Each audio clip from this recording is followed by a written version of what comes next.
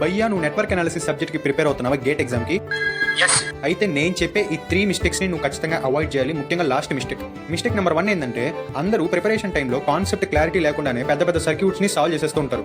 వాళ్ళకి ఓమ్స్ లా తెలియదు, super position theorem తెలియదు, కేవీఎల్ కేసీఎల్ తెలియదు, అలాగే సర్క్యూట్ లో అసలు కరెంట్ ఎలా ఫ్లో అవుతుందో తెలియకుండానే గేట్ ఎగ్జామ్ పీవైక్యూస్ ని సాల్వ్ చేసేస్తూ ఉంటారు. మిస్టేక్ నెంబర్ 2 ఏంటంటే షార్ట్ కట్స్ ని రివిజన్ చేసుకోకుండా డైరెక్ట్ గా లెంత్ ఈక్వేషన్స్ వేసి సర్క్యూట్స్ ని సాల్వ్ చేస్తారు. గేట్ లాంటి ఎగ్జామ్స్ లో మనకి టైం అనేది చాలా ఇంపార్టెంట్. మీరు షార్ట్ కట్స్ ని రివిజన్ చేసుకోకుండా ప్రతి సర్క్యూట్ ని స్క్రాచ్ నుంచి సాల్వ్ చేస్తే అవ్వదు. మనకి ట్రిక్స్ తెలిసి ఉండాలి, స్టార్ డెల్టా ట్రాన్స్ఫర్మేషన్స్, ఇంపిడెన్స్ తెలిసి ఉండాలి ఏసీ సర్క్యూట్స్ కి అయితే, అలాగే సూపర్ పొజిషన్ థియరం యొక్క ట్రిక్స్, సిమెట్రిక్ సర్క్యూట్స్, ఈ ట్రిక్స్ అన్నిటి గురించి బాగా తెలిసి ఉండాలి. ఇంకా ఫైనల్ గా మిస్టేక్ నెంబర్ 3, చాలా మంది స్టూడెంట్స్ కి మార్క్స్ పోయేది ఈ మిస్టేక్ దగ్గరే. సైన్ కన్వెన్షన్స్ ని, యూనిట్స్ ని ఇగ్నోర్ చేయడం. మనకి ప్రతి ఎలక్ట్రికల్ ఎలిమెంట్స్ కి యూనిట్స్ ఉంటాయి. Joules, amperes, coulombs, farads, henrys, watts. ఈ యూనిట్స్ అనేవి చాలా ఇంపార్టెంట్. మనకి ఎగ్జామ్ లో క్వశ్చన్ కి 4 ఆప్షన్స్ ఉన్నప్పుడు వాల్యూస్ ఒకటేలా ఉంటాయి, కానీ యూనిట్స్ చేంజ్ అయి ఉంటాయి. అందుకని మనం ఆ యూనిట్స్ దగ్గర కొంచెం కాన్సన్ట్రేట్ చేయాలి. అదే విధంగా sign conventions, KVL, KCL, mesh, nodal ఇలాంటివి అప్లై చేసేటప్పుడు మైనస్లు, ప్లస్లు చాలా ఇంపార్టెంట్. వాటి వల్ల టోటల్ ఆన్సరే చేంజ్ అయిపోతుంది.